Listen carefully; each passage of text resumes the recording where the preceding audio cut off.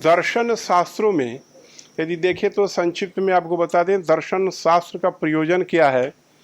तो 4 पुरुषार्थों में धर्म अर्थ काम जो पुरुषार्थ अनित्य होने के कारण दर्शन शास्त्रों का मुख्य प्रयोजन है मोक्ष। वो मोक्ष का मतलब होता है शांति, जो हमें एकदम शांति मिले, वही एक तरह से मोक्ष। वो ऐसी शांति जो हमेशा के लिए बनी रहे, अनादि अनंत काल तक बनी रहे।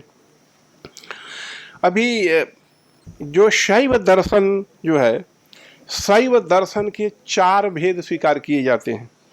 नकुलिश पाशुपत दर्शन, शैव दर्शन, प्रतिविज्ञा दर्शन, रसेश्वर दर्शन।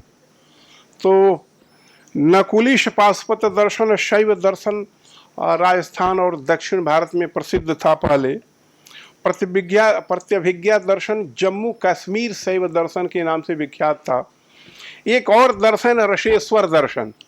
सभी दार्शनिक मानते हैं कि रीते ज्ञानान मुक्ति, ज्ञान से मोक्ष की प्राप्ति होती है, परंतु रसेश्वर दर्शन स्वीकार करता है केवल ज्ञान से मोक्ष की प्राप्ति नहीं होती है, अपितु एक रसेश्वर में रस है। रस अभी जिसकी चर्चा बहन कर रही थी, पारद। और रस जो पारद है उस ऐसे उस केमिकल रसायन है जिस रसायन से हम अपने शरीर को अजर अमर बना लेते हैं। और जैसा कि रस, पारद और अभ्रक 2 की चर्चा हुई है, और बताते हैं कि अभ्रक जो है माँ पार्वती का संतति है और पारद जो है शिव की संतति है। ये दोनों को शिव से जन्य है, शिव से पैदा हुआ है पारद, और दोनों के संयोग से शरीर को सबसे पहले योगी अजर अमर बनाता है।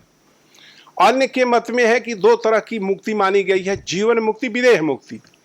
जीवन मुक्ति जो सांख्य दर्शन स्वीकार करता है कि जीवन में हम जब तत्वज्ञान ज्ञान से मोक्ष की प्राप्ति कर लेते हैं तो असंख्य जन्मों का जो एक तरह से अधर्म है उसका भोग करने, जिस तरह से पंखे को जब चलाते हैं और स्विच ऑफ कर देते हैं, कुछ काल तक पंखा चलता रहता है, उसी तरह से जब हम तत्व ज्ञान से मोक्ष प्राप्त हो जाता है और उस शरीर कुछ काल तक जो विद्यमान रहता है तो उसको जीवन मुक्ति की संज्ञा हुई।